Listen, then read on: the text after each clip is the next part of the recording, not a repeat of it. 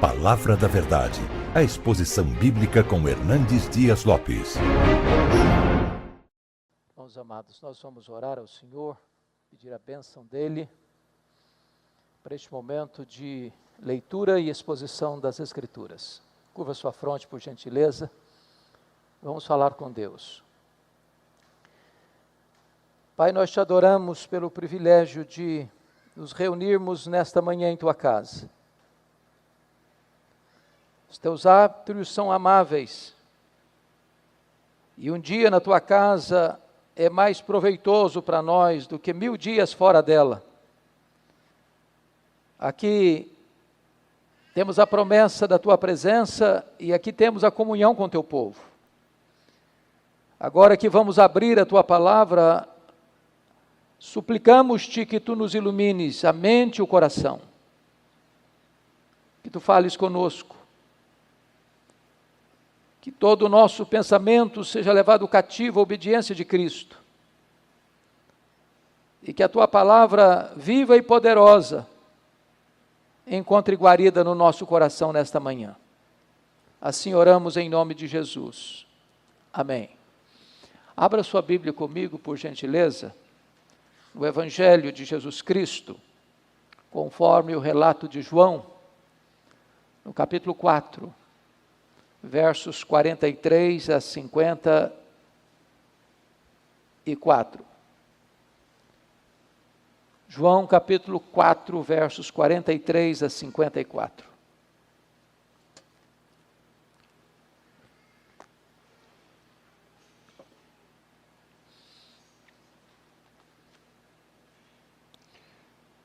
Está escrito: passados 2 dias, partiu dali para a Galileia, porque o mesmo Jesus testemunhou que um profeta não tem honras na sua própria terra.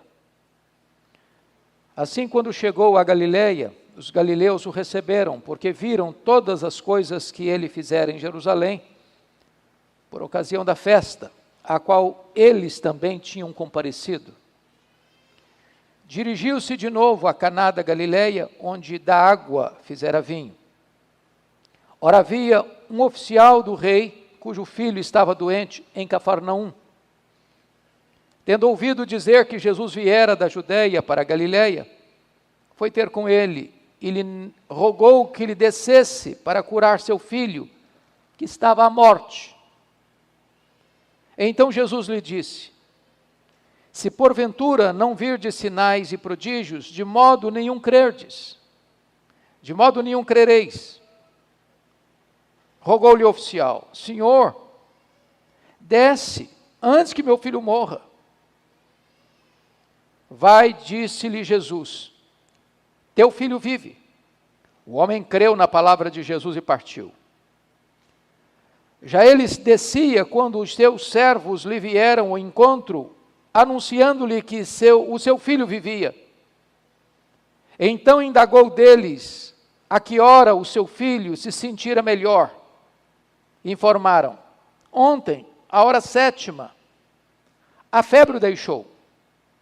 Com isto, reconheceu o pai ser aquela precisamente a hora em que Jesus lhe dissera: teu filho vive, e creu ele e toda a sua casa. Foi este o segundo sinal que fez Jesus depois de vir da Judeia para a Galileia. E eu queria pensar com vocês sobre o seguinte tema: Senhor, eu preciso de um milagre. O contexto desta passagem mostra para nós Jesus atravessando a província de Samaria, território hostil e perigoso. E diz a Escritura que, depois daquela extraordinária experiência de Jesus conversar com a mulher samaritana, seguindo passos bem distintos para ganhar o seu coração, sua atenção, aquela mulher creu em Jesus. E diz o verso 39, deste capítulo 4 de João, que muitos creram em Jesus por causa do testemunho da samaritana. Mas diz o verso 41, que muitos outros creram em Jesus por causa das próprias palavras proferidas por Jesus. Após isso, depois de um resultado tão otimista em território meio gentílico, meio judaico, porque os samaritanos eram um povo híbrido, Jesus retorna para sua cidade de Nazaré, onde crescera, onde era carpinteiro por tantos anos. E a Bíblia diz que ali em Nazaré, Jesus não realizou muitos milagres por causa da incredulidade deles. E aqui chama atenção, à guisa de introdução, para 3 fatos. Primeiro, acostumar-se com o mensageiro e não atentar para a grandeza da mensagem é um perigo. Os nazarenos olhavam para Jesus como filho de Maria, como filho de José, como homem que cresceu entre eles, como carpinteiro. Estavam familiarizados demais com ele, acostumados demais em vê-lo todo dia. E este costume, esta familiaridade com Jesus, levou-os a pensar que ele era apenas um ser como eles, tão comum quanto eles. E eles não tinham olhos abertos para ver que Jesus era o Messias, era o Filho de Deus, era o Salvador do mundo. E por causa da incredulidade deles, Jesus ali não fez muitos milagres. Irmãos amados, a familiaridade com o sagrado, o fato de você vir à igreja domingo após domingo, de você ler a sua Bíblia dia após dia, pode levar você a um perigo de familiarizar-se tanto com o sagrado, que de repente você faz isso mecanicamente. De longe eu estou sugerindo que você não deva ler a Bíblia todo dia, que você não deva vir à igreja com assiduidade. Ao contrário. Mas cuidado para que você, ao estar diante do sagrado, não deixe que isso, meu amado irmão, tire de você a expectativa das ações soberanas de Deus na sua vida e na sua família. Segundo lugar, as pessoas querem ver milagres, sem compromisso com o Deus das maravilhas. Olha comigo o verso 45. Assim, quando chegou a Galileia, os galileus o receberam, porque viram todas as coisas que ele fizera em Jerusalém, por ocasião da festa, a qual eles também tinham comparecido. Se você perceber o relato de João 3,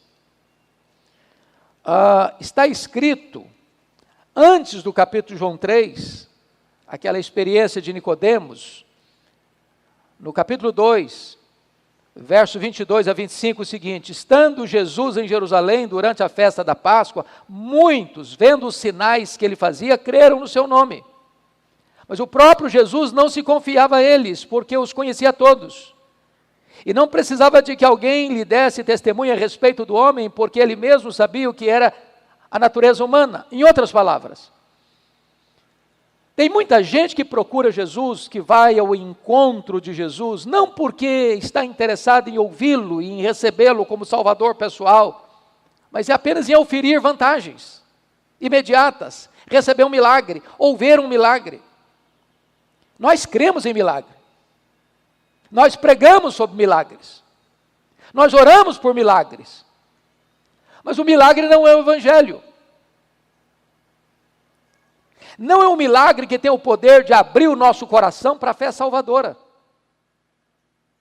Muitos creram em Jesus ao ver os seus milagres, mas Jesus diz: essa fé é apenas uma fé temporal, é uma fé passageira, é uma fé apenas para as coisas do aqui e do agora. Não era uma fé salvadora.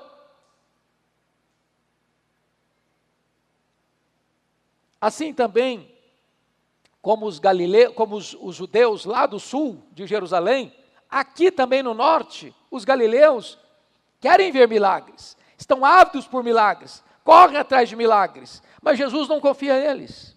Isso não é a fé salvadora. Eu acho curioso, lá em Atos 2, acontece o derramamento do Espírito Santo, aquele foi um fato extraordinário, mas o fato em si não foi suficiente para abrir o entendimento do povo de Jerusalém. Ao contrário, ficaram com ceticismo. O que quer isso dizer?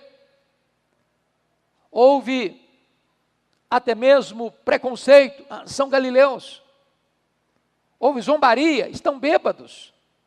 Entretanto, quando Pedro se levantou para pregar e pregou uma mensagem cristocêntrica, os corações foram compungidos. E cerca de 3.000 pessoas foram convertidas a Cristo. A terceira coisa que eu quero trazer à tona é que a incredulidade fecha a porta às intervenções de Deus. Está lá em Mateus 13:58. E não fez ali em Nazaré muitos milagres por causa da incredulidade deles. Eu não sei quanto a você, irmão, o fato de a gente vir à igreja, domingo após domingo, quantas vezes você vem para a casa de Deus sem qualquer expectativa? Você vem por um hábito, você vem por um costume, você vem porque você gosta de vir, e é bom que venha mesmo. Alegrei-me quando me disseram, vamos à casa do Senhor. Por outro lado, a gente vem por vir. Não espera nada, não tem expectativa de nada, não espera receber nada também, botou a vida espiritual no piloto automático. E sabe, irmãos, isso pode nos levar a ter a mesma situação dos habitantes de Nazaré. Ali Jesus não faz milagres, ali Jesus não opera as maravilhas, não porque não tenha poder de fazê-lo, não porque a incredulidade do povo impede que ele faça, porque perdeu o poder, não, mas ele não faz.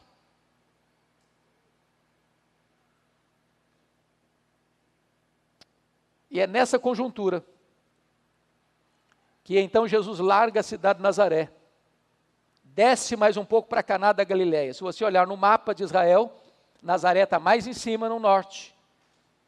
Aqui mais embaixo está Cafarnaum, à beira do mar da Galileia, que é mais baixo, a 220 metros abaixo do nível do mar. Então quem vem de Nazaré, rumo a Caná da Galileia, rumo a Cafarnaum, está descendo. Está descendo. Ele desce lá de Nazaré para Caná da Galileia. Foi onde ele fez o seu primeiro milagre. E é nessa conjuntura que sobe de Cafarnaum para Caná da Galileia, 30 quilômetros, um oficial do rei, obviamente, do rei Herodes Antipas, que era o tetrarca da Galileia. Ele tem um problema em casa, o seu filho está à beira da morte. E ele sobe para rogar a Jesus para descer com ele, para curar o seu filho. E aqui nós aprendemos algumas lições desse episódio. Primeira lição: a posição social não é segurança contra as tragédias da vida. Eu acho que essa pandemia, mais do que nunca, provou isso.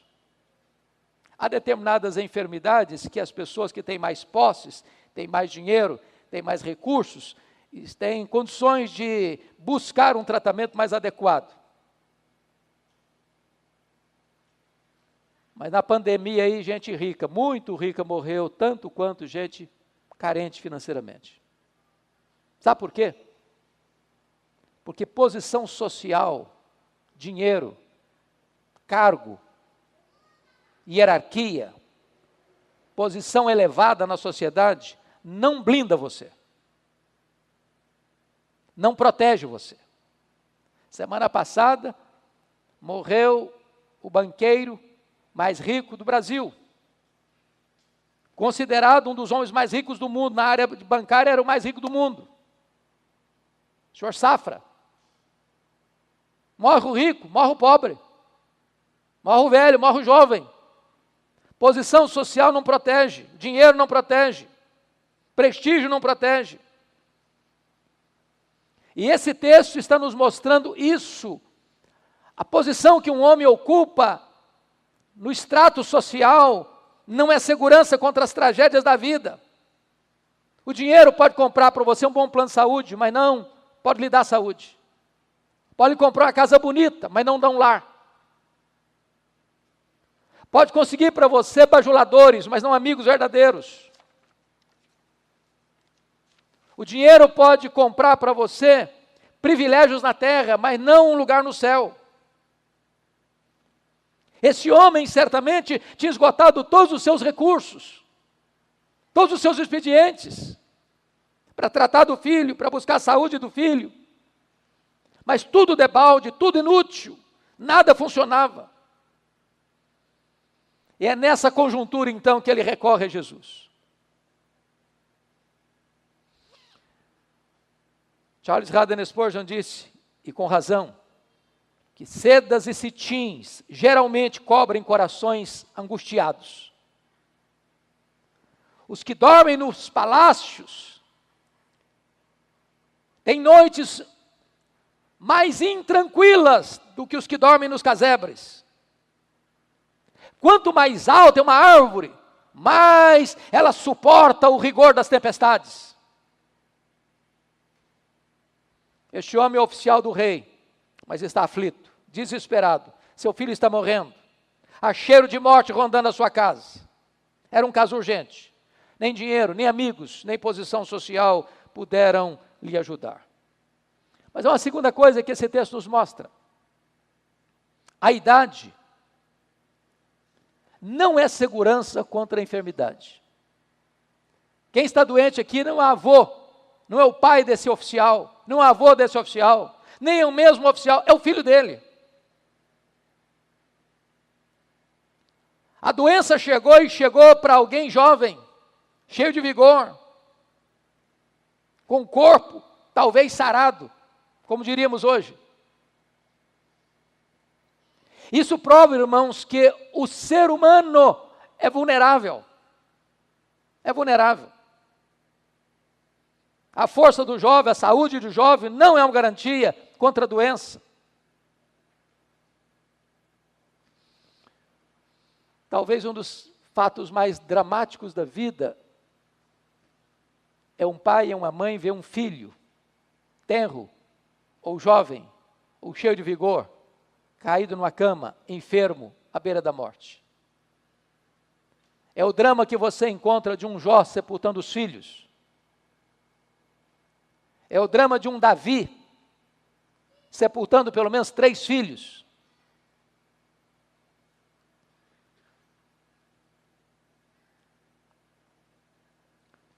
Me permita, Luiz Egídio, me citar você. Eu tive um relacionamento muito estreito com o seu querido pai. Para mim, um dos homens mais distintos que eu tive o privilégio de conviver, Dr. Adelson Cunha. Foi secretário de saúde do Estado do Espírito Santo. Gostava muito de ir lá na sua casa para bater papo com seu pai, longas conversas. Um dos homens mais polidos que eu conheci.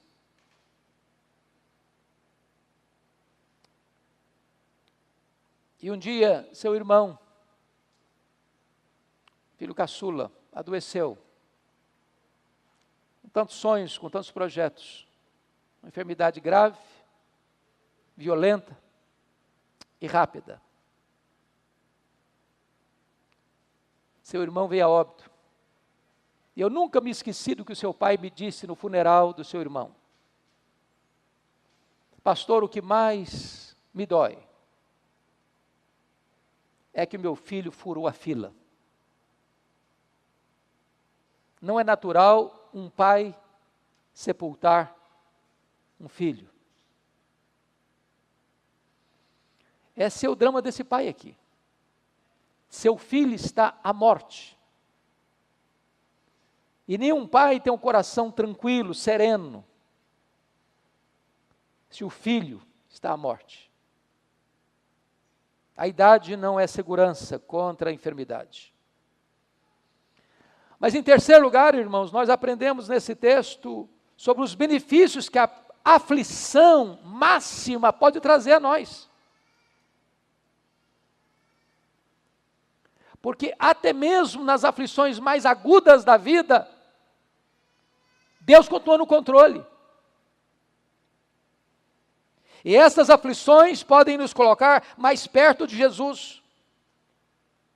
Esse homem, como oficial de Faraó, melhor dizendo, como oficial de Herodes Antipas, talvez vivendo nos redutos do palácio, nos corredores do palácio, em Cafarnaum, que era a sede do governo de Herodes Antipas,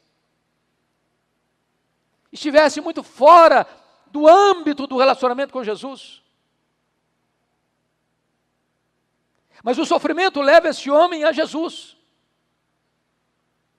Quantas vezes o caminho de Deus de acesso ao nosso coração é a tempestade? Como disse o salmista, foi-me bom ter passado por sofrimento para que eu aprendesse os teus decretos, para que eu aprendesse a tua lei. Olha comigo o verso 47. Tendo ouvido dizer que Jesus viera da Judéia para a Galiléia, foi ter com ele e lhe rogou que descesse para curar o seu filho, que estava à morte. O sofrimento o levou a Jesus. E a Escritura diz que Jesus fez 2 milagres em Caná. O primeiro deles, transformando água em vinho, a pedido de uma mulher, aliás, sua mãe. O segundo milagre em Caná, a pedido de um pai. Um para trazer alegria no casamento, outro para evitar a dor do luto.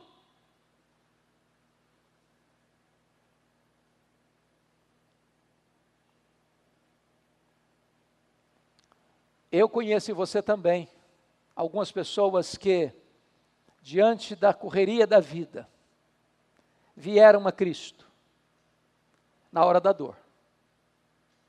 E encontraram nele refúgio, encontraram nele cura, encontraram nele consolo, encontraram nele perdão, encontraram nele a vida eterna. É o caso desse homem. Mas em segundo lugar, veja comigo, que a insistência para que Jesus vá com ele à sua casa. Olha comigo o verso 49. Diante da resposta de Jesus no verso 48, então Jesus lhe disse: se porventura não virdes sinais e prodígios, de modo nenhum crereis. Rogou-lhe o oficial: Senhor, desce antes que o meu filho morra. Eu não sei quanto a você, queridos, eu creio, louvado seja Deus, que nenhum de nós aqui está com alguém doente nas últimas, à beira da morte em casa. Mas há outros perigos que rondam a nossa casa. Há outros motivos de angústia e dor que cercam a nossa vida. E talvez você veio aqui hoje, nesta manhã, dizendo: Senhor, eu preciso de um milagre. Na minha casa, na minha vida, no meu casamento, no relacionamento com os meus filhos, na minha família.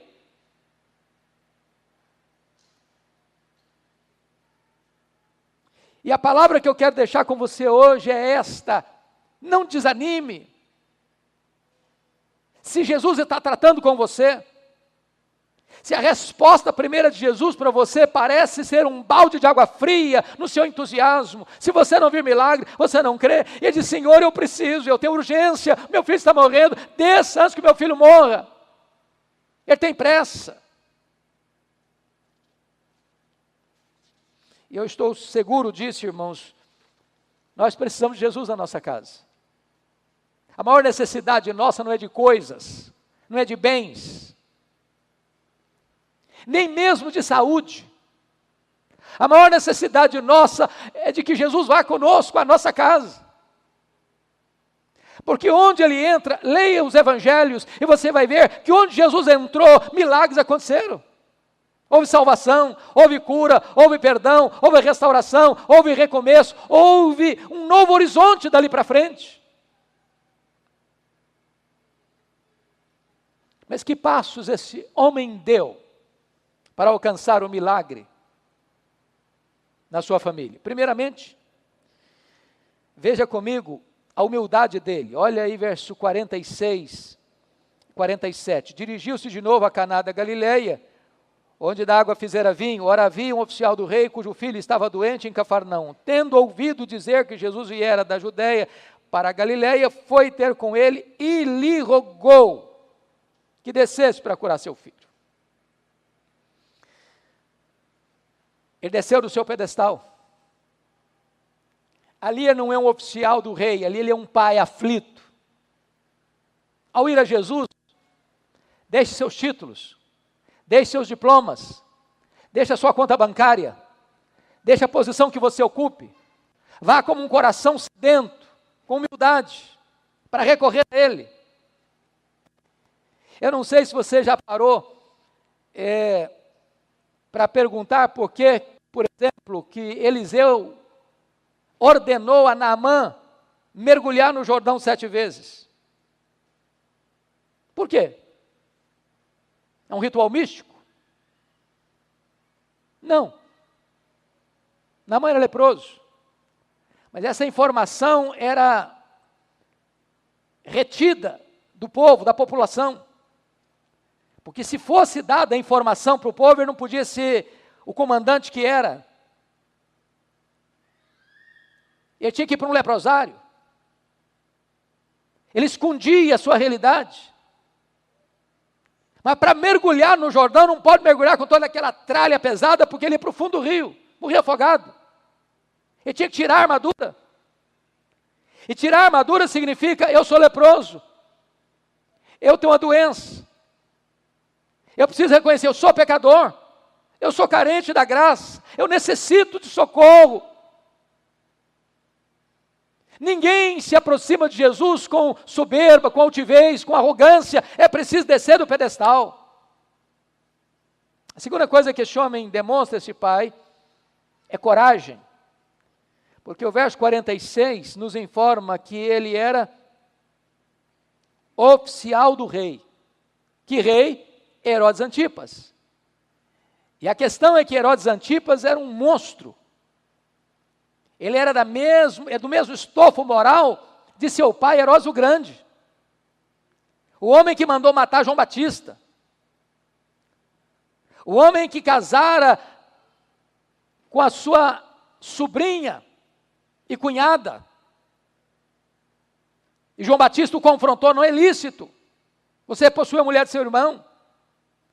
O homem que queria matar Jesus, e Jesus diz, ele é uma raposa. Esse homem, mesmo sabendo que a relação do seu chefe com Jesus era estressada, ele tem coragem de romper protocolos, de correr riscos para ir a Jesus. Quantas pessoas, irmãos, que ficam cheias de melindres, de vir à igreja, de ter uma Bíblia, de ler uma Bíblia, de ouvir a mensagem de Deus, porque a família, tradição familiar, tradição religiosa, com medo de um, com medo de outro, e com isso ele deixa de ir ao encontro de Jesus. Esse homem teve coragem. Mas a terceira coisa que ele fez, não só humildade e coragem, mas persistência, porque o versículo 49 nos informa isso. Senhor, desce antes que meu filho morra. Tem hora que Jesus não segue a nossa agenda. Nós temos pressa e achamos que ele tem que seguir o nosso calendário. O calendário de Jesus é diferente. Ele faz no seu tempo, do seu modo. Ninguém pode pressioná-lo. Ninguém pode botá-lo contra a parede. Ele tem seu tempo certo de agir.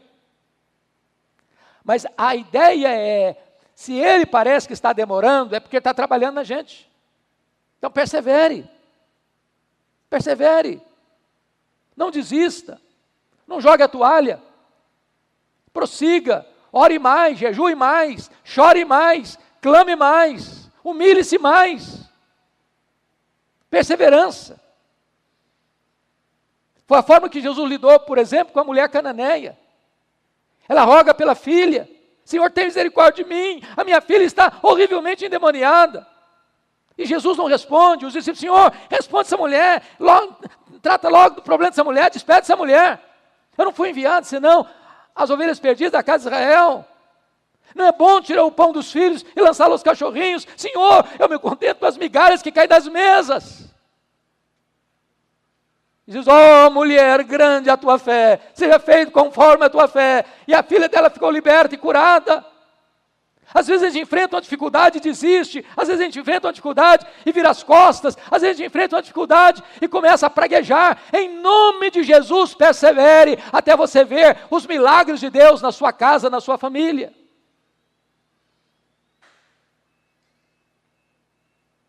Mas em quarto lugar, este homem exercita sua fé. Olha comigo o verso 50. Vai, disse-lhe Jesus, teu filho vive. O homem creu na palavra de Jesus e partiu. Que coisa maravilhosa. Ele queria que Jesus descesse com ele. Jesus não desceu, mas atendeu o seu pedido. Vai, teu filho vive. E ele creu. E quem crê, descansa. Quem crê, não duvida. Foi o que Jesus disse para Marta. Agora não adianta mais, Senhor, já cheira mal. Diz Marta, se creres, verás a glória de Deus.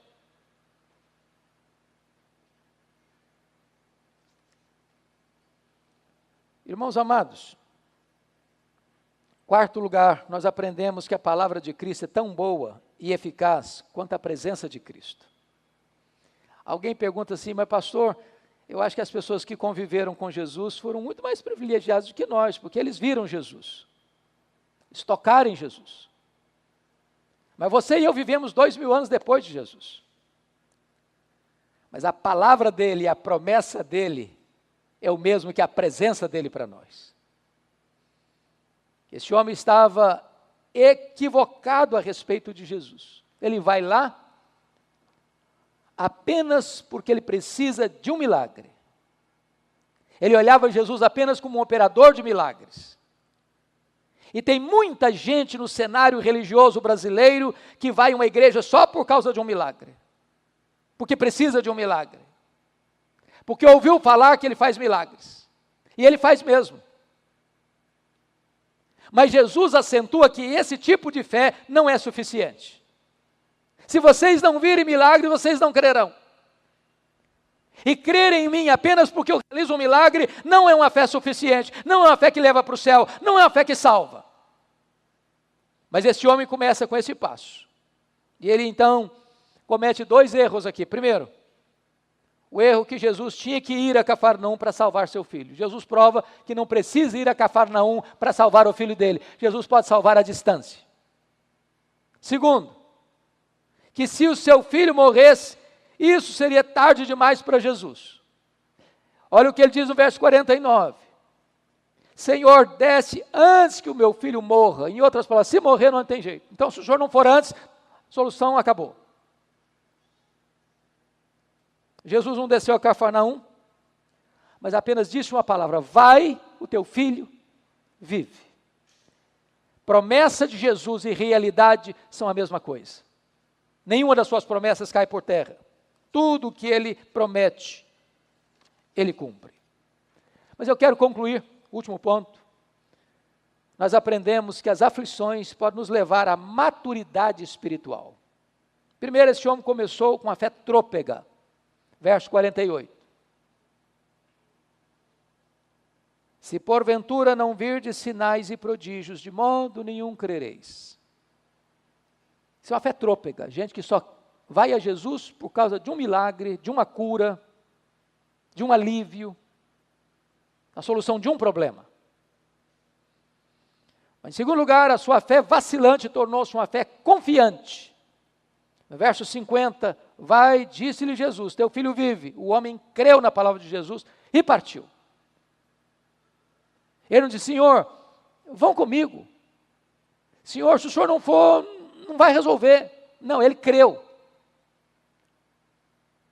E o nosso papel é crer na palavra de Jesus. Você tem a Bíblia, a palavra de Deus, escrita.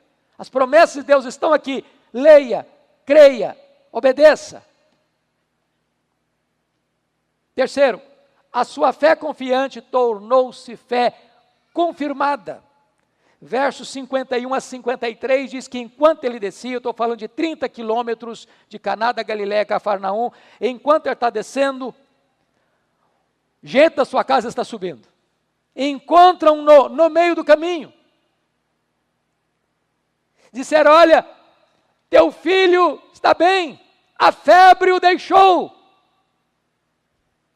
E ele averigua, que horas aconteceu isso? Ao receber a informação, ele chega à conclusão que A febre deixou o seu filho no exato momento em que Jesus disse: vai, o teu filho vive. A fé confiante é agora a fé confirmada. Mas finalmente, a sua fé confirmada tornou-se uma fé contagiante.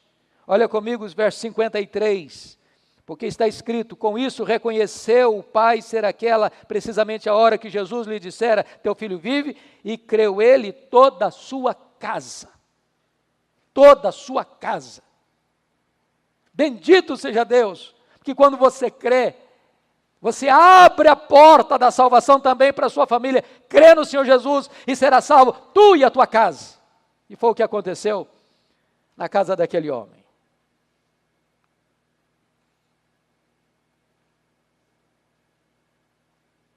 Eu quero concluir dizendo que Jesus entrou naquela casa, naquela família, pela porta da dor. E toda a família foi salva. Deus permitiu aquela enfermidade para que toda uma família fosse salva. Em outras palavras, Deus transformou tragédias em bênçãos. Problemas temporais em bênçãos eternas. Doença física em cura espiritual. Cheiro de morte em aroma de vida eterna. Primeiro milagre, Jesus atende uma mulher em Caná. Segundo milagre, ele atende um homem. No primeiro milagre, ele atende uma mãe, a sua mãe. No segundo milagre, ele atende um pai. Em ambos os milagres, trazendo alegria e vida para a família. Jesus ama a família. Ele prioriza a família. E eu quero encorajar você e as pessoas que nos acompanham, para nós colocarmos a nossa família aos pés do Senhor Jesus. Para nós orarmos pelos nossos filhos. Perigos rondam a nossa casa.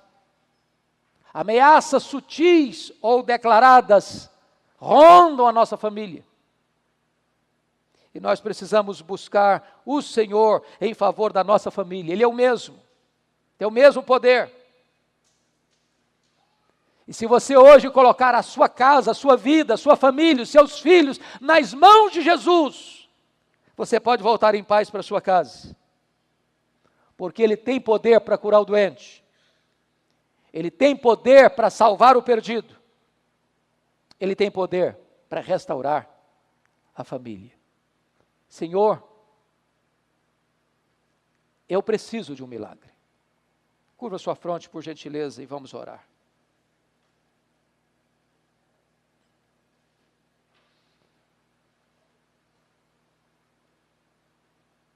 Como é que está a sua casa? Como é que está a sua família? Que milagre hoje você precisa dentro da sua casa? O que é que hoje aflige o seu coração? O que é que você já se esforçou e usou todos os recursos que você tem e o problema não está resolvido? Coloque este problema agora nas mãos de Jesus. Seja um problema de saúde, uma enfermidade atingindo a sua família, seja um problema de relacionamento, seja alguém que ainda não se rendeu aos pés do Salvador dentro da sua casa. O que você precisa? Coloque este problema aos pés do Senhor Jesus. Creia na sua palavra. Aproprie-se das suas promessas. E volte em paz para a sua casa. Agradecemos, Deus, a tua palavra que é poderosa e viva. Tu conheces o nosso coração, tu conheces a nossa casa, tu conheces a nossa família. Tu conheces o recesso do nosso lar. Tu conheces o que o amigo mais próximo não sabe. Tu conheces aquilo que não foi compartilhado com o amigo mais próximo. Então, em nome de Jesus, ó Deus, volta o teu rosto para nós nesta manhã. Porque nós também precisamos de um milagre. da tua intervenção, da manifestação do teu poder, da tua cura e da tua salvação.